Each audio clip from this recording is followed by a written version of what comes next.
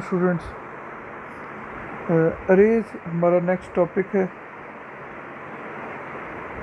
Chapter number 4 हम कर रहे हैं, ठीक है, जिसका टाइटल अरेज है।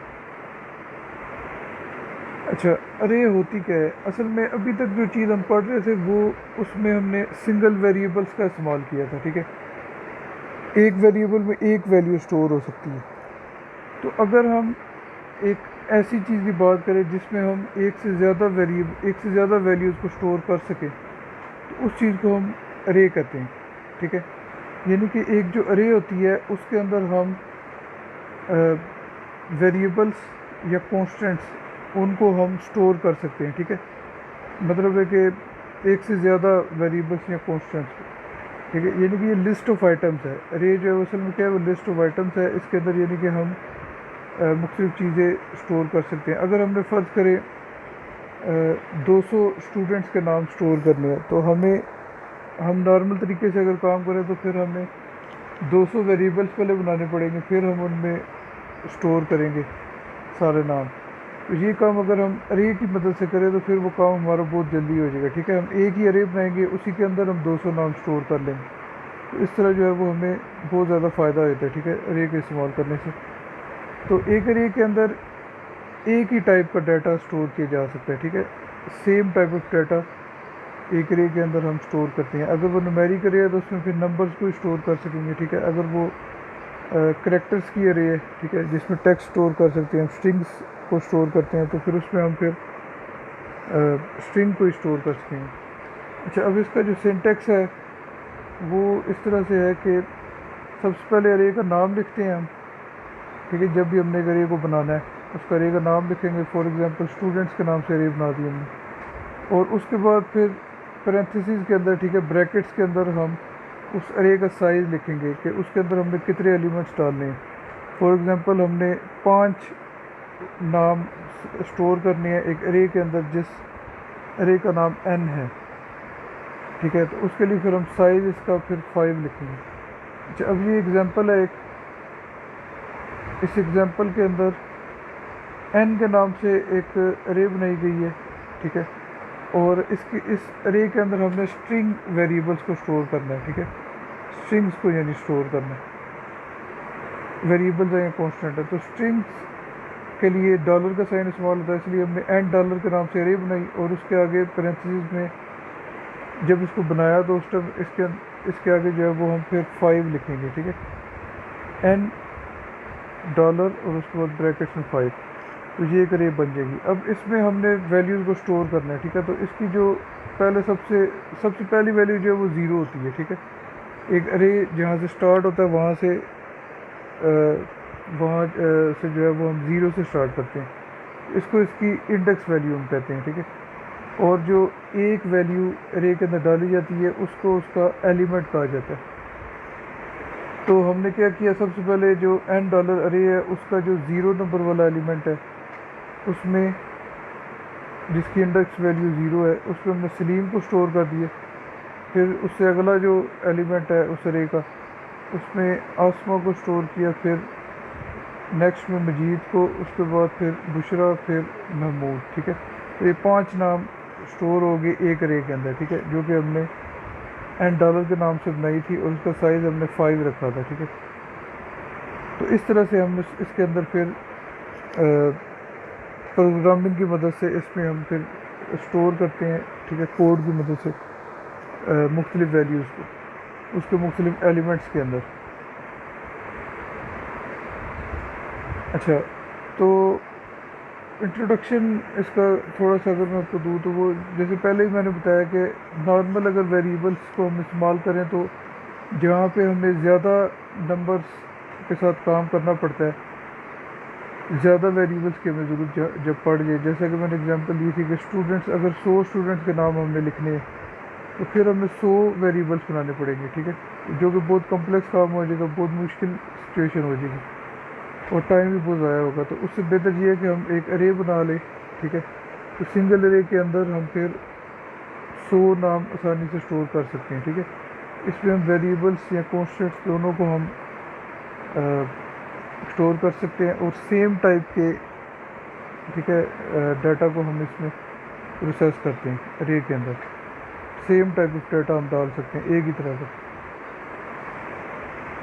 अच्छा, तो अरे की चीज़ होती है, ये मैंने आपको पहले बताया कि कलेक्शन ऑफ वेरिएबल्स या कॉन्स्टेंट्स है, ठीक है, जिसके अंदर हम मुख्तलिफ आइटम्स डाल सकते हैं और वो सब एक ही टाइप की होनी चाहिए, ठीक है।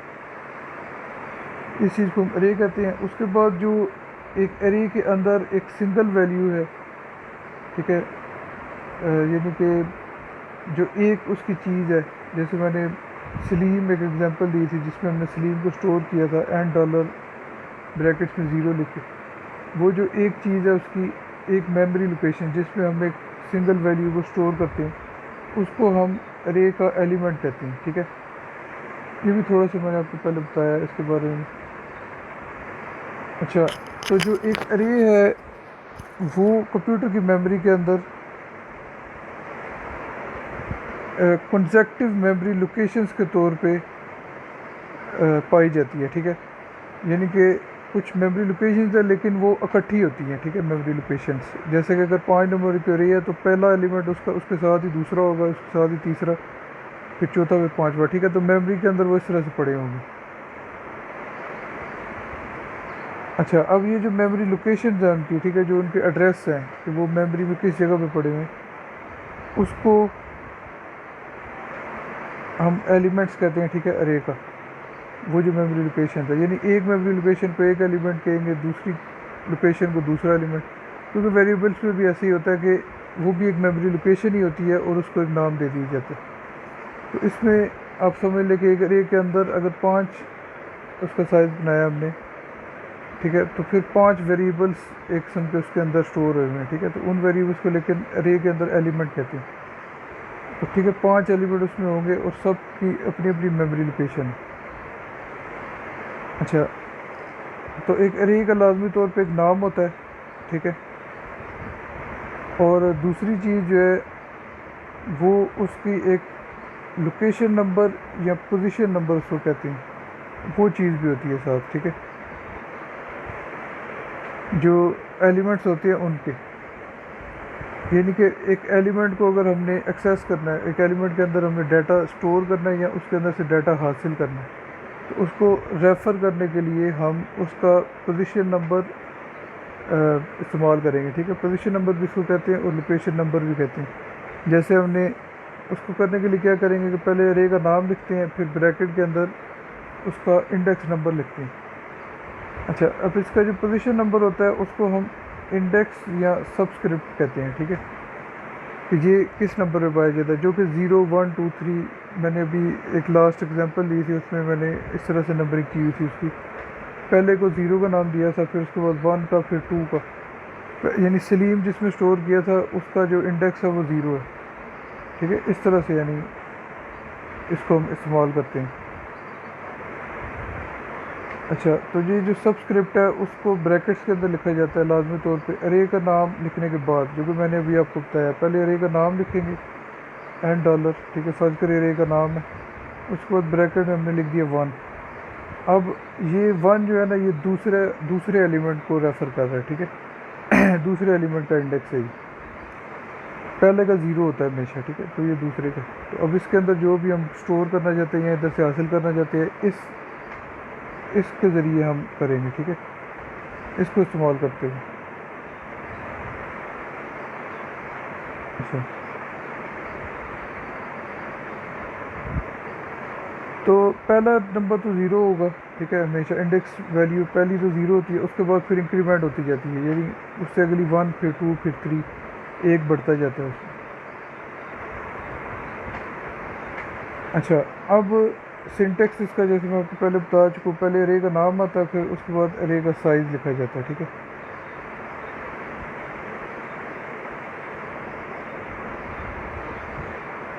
अच्छा, तो एक अरे जो है उसको लिखने के लिए क्या करेंगे हम, पहले उसका नेम लिख दिया, फिर उसका हमने ब्रैकेट्स के अंदर, ठीक है, उसका एक साइज़ लिखते हैं, ठीक है, इसका एक सबस्क्रिप्ट लिखते हैं जो कि उसका साइज़ को रिप्रेजेंट करता है, ठीक है। ये अरे का को अरे को बनाने का तरीक़ाकार है।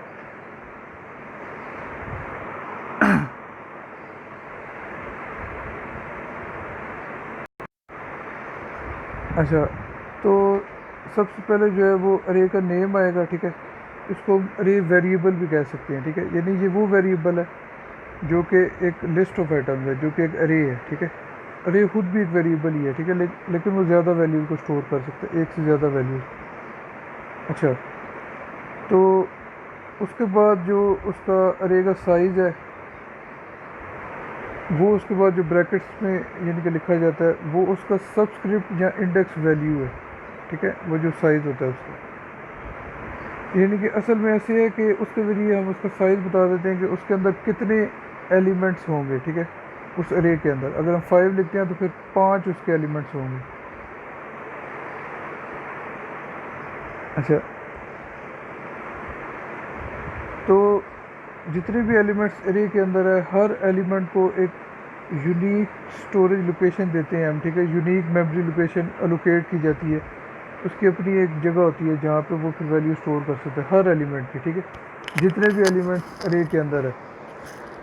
अच्छा, फिर उसके बाद जो सबस्क्रिप्ट या जिसको इंडेक्स वैल्यू हम कहते हैं, ये वो नंबर होता है जिसके ज़रिए से हम एक एलिमेंट की पोजीशन को आइडेंटिफाई करते हैं कि उसकी पोजीशन कहाँ पे है। ज़ीरो नंबर वाला सबसे पहले आएगा, फिर 1, फिर 2, फिर 3, ठीक है।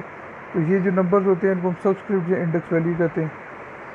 अच्छा, अब ये जो सबस्क्रिप्ट है, यहाँ पे हम कोई इंटीग्रल एक्सप्रेशन भी लिख सकते हैं, ठीक है, कोई नंबर भी लिख सकते हैं 0, 1, 2, 3, या फिर यहाँ पर हम कोई वेरिएबल भी इस्तेमाल कर सकते हैं, ठीक है। सिंपल वेरिएबल हम उसकी जगह भी लिख दें तो उससे भी हम इंडेक्स वैल्यू डाल सकते हैं। अच्छा, और इसको अरे के नाम के बाद लिखा जाता है, ठीक है, ब्रैकेट्स के अंदर। ये चीज़ मैं आपको पहले बता चुका हूँ। पहले अरे का नाम लिखेंगे, फिर ब्रैकेट्स में उसका सबस्क्रिप्ट लिखेंगे। इससे हम कोई भी एलिमेंट जो है उसको एक्सेस कर सकते हैं। अच्छा, अभी तक जो सिंपल वेरिएबल्स हमने पढ़े हैं पहले, इस चैप्टर से पहले, उनको हम अनसब्सक्रिप्टेड वेरिएबल कहते हैं, ठीक है। उनमें क्योंकि एक वेरिएबल में एक ही वैल्यू स्टोर होती है, तो लेकिन जो अब हम चीज़ पढ़ रहे हैं अरे, वो उसको हम सब्सक्रिप्टेड वेरिएबल कहते हैं, ठीक है। ये भी होता वेरिएबल ही है, ठीक है, लेकिन ये एक से ज़्यादा वैल्यूज़ को स्टोर कर सकता है, ठीक है। और इसमें ऐसे होता है कि इसके अंदर जितने भी एलिमेंट्स हैं, हर एलिमेंट को एक्सेस करने के लिए हमें सबस्क्रिप्ट का इस्तेमाल करना पड़ता है। इस वजह से इसको सब्सक्रिप्टेड वेरिएबल कहते हैं, ठीक है। और हर जितने भी एलिमेंट्स उसमें हर एक का सबस्क्रिप्ट अपना अपना अलग होता है यूनिकनेस के लिए, ठीक है, ताकि वो एक दूसरे से अलग आइडेंटिफाई किए जा सके, ठीक है, डिफ्रेंशिएट किए जा सके एक दूसरे से, क्योंकि हर एक का एलिमेंट का नाम डिफरेंट होना चाहिए। इस वजह से अलग अलग उनको सबस्क्रिप्ट दिए जाते हैं। सबस्क्रिप्ट या इंडेक्स वैल्यू भी इसको कह सकते हैं। अच्छा, तो अरे जो होती है उसके अंदर, क्योंकि उसका नाम तो एक ही होता है, इस वजह से एक ही वेरिएबल में वो सारी अरे स्टोर की जाती है, ठीक है। अरे क्योंकि एक वेरिएबल है तो उसका नाम सेम है और उसी में सारा कुछ स्टोर हो रहा होता है, ठीक है। और आगे जो है उसमें वो फिर जैसे मैंने पहले बताया कि इंडेक्स होता है उसका, ठीक है, उसकी मदद से फिर मुख्तलिफ उसके जो एलिमेंट्स हैं उनको हम एक्सेस करते हैं। अच्छा, अब एक अरे वेरिएबल जो है वो एक न्यूमेरिक भी हो सकता है या फिर स्ट्रिंग भी हो सकता है, ठीक है। यानी अरे में हम न्यूमेरिक वैल्यूज़ भी डाल सकते हैं या फिर हम स्ट्रिंग भी डाल सकते हैं। अच्छा, अब एक एग्जांपल है एन डॉलर वाली, जो कि मैंने पहले भी आपको दी थी। उसके अंदर अगर हम 5 एलिमेंट्स डालना चाहते हैं, ठीक है, एन डॉलर पैरेंथेसिस में 0, फिर 1, फिर 2, 3, फिर 4, ठीक है, 5, तो उसके लिए फिर इस तरह से होगा। ये एग्जाम्पल पहले दे चुका हूँ मैं। 0 वाले में सलीम को स्टोर कर दिया, दूसरे एलिमेंट में, ठीक है, आसमा, फिर मजीद, फिर बुशरा, फिर महबूब, ठीक है, 5 हमने नाम स्टोर कर दिए इस लिस्ट के अंदर। अब इसमें 0, 1, 2, 3, 4 जो है ये इसके इंडेक्स हैं, ठीक है, जिसकी मदद से हम इन एलिमेंट्स को आइडेंटिफाई करते हैं, ठीक है। तो ये जो एन डॉलर ब्रैकेट में 0, फिर उसके बाद 1 वाला, फिर 2, 3, 4, ये जो सारी चीज़ें हैं ये क्या है, ये एलिमेंट्स के एड्रेसेस हैं, ठीक है। एलिमेंट्स के एड्रेसेस है जहाँ पे ये वैल्यू जाकर स्टोर हो जाएंगी, यानी ये वो एलिमेंट्स हैं जहाँ पे हमने वैल्यू को स्टोर करना है। अच्छा, तो वैल्यूज़ हमने असाइन किस तरह से करनी है इन सब्सक्रिप्टेड वेरिएबल्स को, यानी कि इन अरेज के अंदर अरेज को वैल्यूज़ कैसे असाइन करनी है। तो इसके लिए हम लेट स्टेटमेंट का इस्तेमाल कर सकते हैं, ठीक है। इसके अलावा रीड डाटा स्टेटमेंट का भी इस्तेमाल कर सकते हैं, या फिर इनपुट स्टेटमेंट, ठीक है। तीनों तरीक़ों से हम वैल्यूज़ इनपुट कर सकते हैं इन अरेज के अंदर, ठीक है। अच्छा, फिर उसके बाद जो हमने साइज़ लिखना होता है अरे का, ठीक है, सबस्क्रिप्ट या इंडेक्स वैल्यू का जो साइज़ हम लिखते हैं, ठीक है, अरे का जो साइज़ होता है वहाँ पे हम कोई नंबर भी डाल सकते हैं या कोई न्यूमेरिक एक्सप्रेशन भी डाल सकते हैं, या फिर कोई एक वेरिएबल लिख के भी हम वो काम कर सकते हैं। अच्छा, अब एक अरे को फिल कैसे करना है, ठीक है, उसमें वैल्यूज़ डालनी कैसे हैं और उसको प्रिंट कैसे करना है, यानी उसके अंदर से वैल्यूज़ हासिल कैसे करनी है, ठीक है। इनपुट कैसे करना है और आउटपुट कैसे करना है। तो जो भी डाटा हमने अरे के अंदर डालना है, ठीक है, बेशक वो स्ट्रिंग का या नंबर्स का, उसके लिए लेट रीड डाटा या फिर इनपुट स्टेटमेंट का इस्तेमाल किया जा सकता है, जैसे मैंने पहले भी आपको बताया, ठीक है। तो डाटा उसके अंदर जो एक एरे है उसके अंदर मौजूद एलिमेंट्स, उन सब को अलग अलग उसके अंदर डाटा को इनपुट करना पड़ेगा हमें। अच्छा, तो इसके लिए मैं आपको एग्जांपल इसकी जो है वो प्रोग्राम की शक्ल में एक एग्जांपल इसकी आपको मैं अभी देता हूँ, जिसमें हम उस एग्जांपल में हम रीड डाटा और इनपुट दोनों का इस्तेमाल करेंगे। अच्छा, यहाँ पे एक नोट है, index value can be given a non zero integral value but by default it is zero, यानी कि इंडेक्स वैल्यू में अगर हम कुछ भी नहीं लिखते नंबर तो फिर वो ज़ीरो ही होती है, ठीक है, डिफ़ॉल्ट में।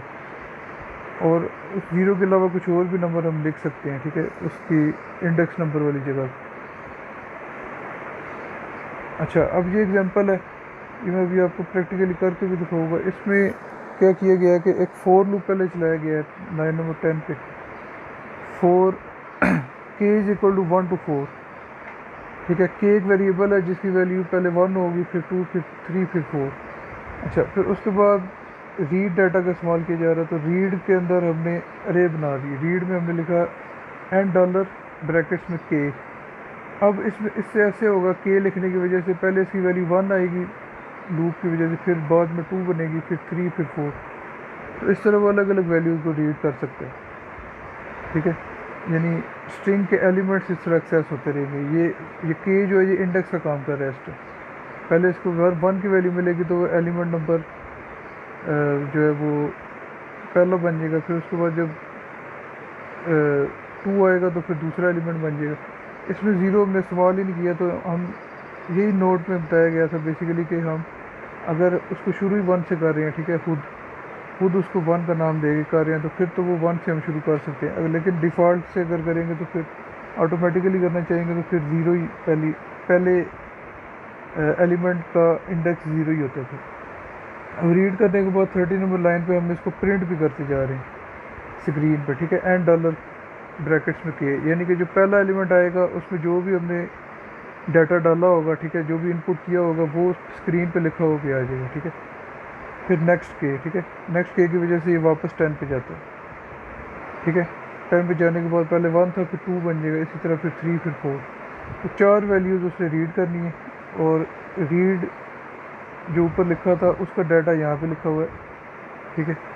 रीड डाटा स्टेटमेंट आपने पढ़ी थी, इसमें इसका डाटा हम नीचे कहीं भी लिख सकते हैं। अब इसमें डाटा हमने दे दिया शाइस्ता, महमूद, सलीम और हिना, ठीक है। फिर इसको एंड कर दिया, जब इसको चलाएंगे तो वो चारों नाम जो है वो हमारी स्क्रीन पे आ जाएंगे, ठीक है, जो डाटा में थे, शाइस्ता, महमूद, सलीम और हिना, ठीक है। तो इसी तरह जब एंड डॉलर 1 था, के की जगह पे 1 जब आया था उसमें शाइस्ता स्टोर हो गया था नाम, फिर जब 2 आया था फिर महमूद, ठीक है। इसी तरह यानी कि फिर 3 पे सलीम और 4 पे हिना, इस तरह से वो ये सारी प्रोसेसिंग करता है। अच्छा, इसकी एक प्रैक्टिकल एग्जांपल आपको मैं दे देता हूँ। पहले मैंने ऑटो लिखा, अब लाइन नंबर 10 में मैं फोर लूप बनाऊँगा। मैं लिखा four K is equal to 1 to 4। 20 number line में मैंने एक अरे बनानी है। मैं लिखा रीड एंड डॉलर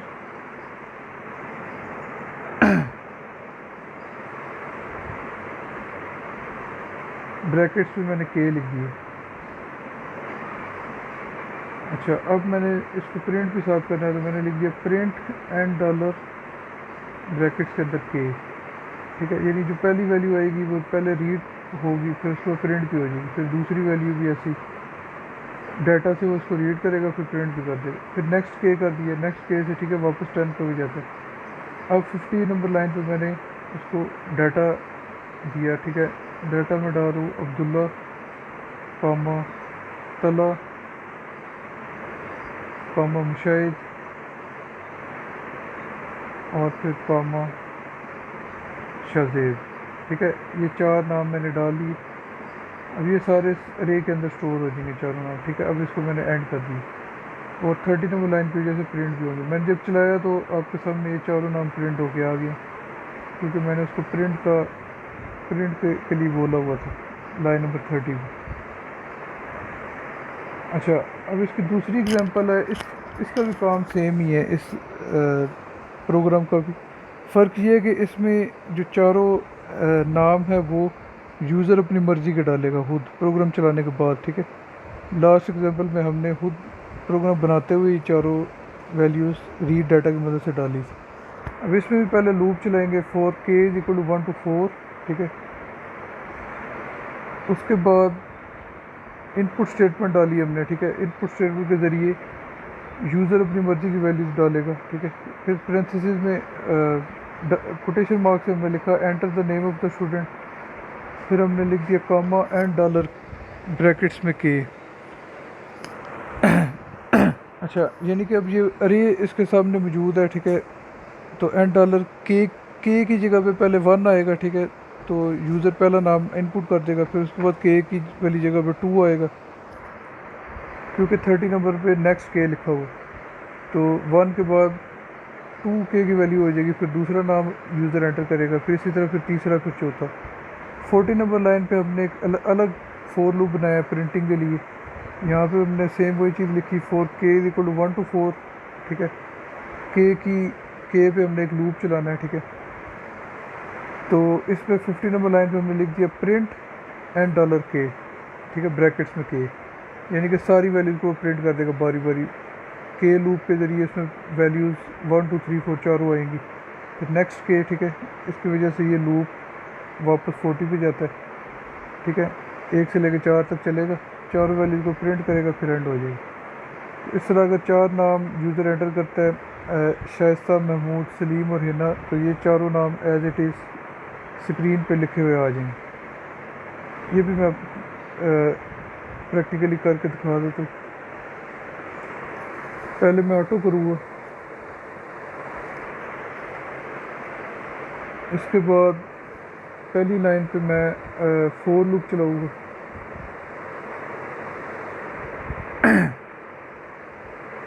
फॉर के इज इक्वल टू 1 to 4।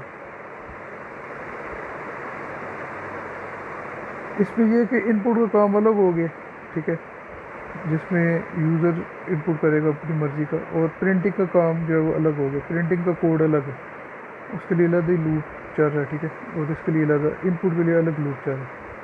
अब मैंने इनपुट में एक स्ट्रिंग लिखी कोटेशन मार्क्स में कि enter the name of student.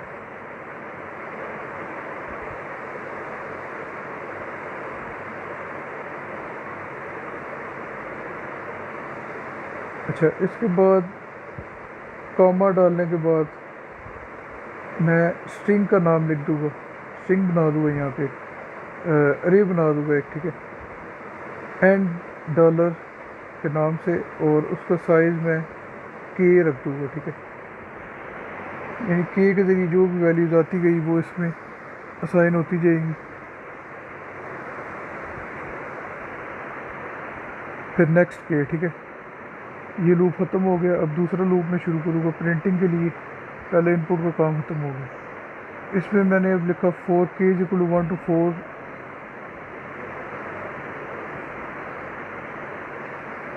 50 number line पे मैं जो है अब इसको प्रिंट करूँगा।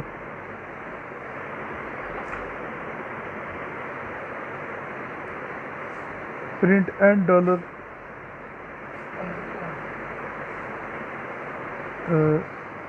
ब्रैकेट्स में फिर मैं के लिखूँगा। उसके बाद नेक्स्ट के किया, इसको मैंने एंड किया। अब इसको जब मैंने चलाया तो अब वो मुझे पूछ रहा है कि enter the name of the student. पहले मैंने लिख दिया सादिल, ठीक है। अब दोबारा पूछा उसने, दूसरा मैंने जवाद लिख दिया, ठीक है। अब तीसरा फिर पूछ रहा है, अब मैंने हमज़ा लिखा है। चौथे स्टूडेंट का नाम उसने पूछा है, अब मैंने अली लिख दिया। उसके बाद ऑटोमेटिकली उसने ये चारों नाम जो है उनको प्रिंट करके मुझे दे दिया, क्योंकि दूसरे लूप में हमने उसको प्रिंटिंग के लिए बोला था, ठीक है। 50 नंबर लाइन पे।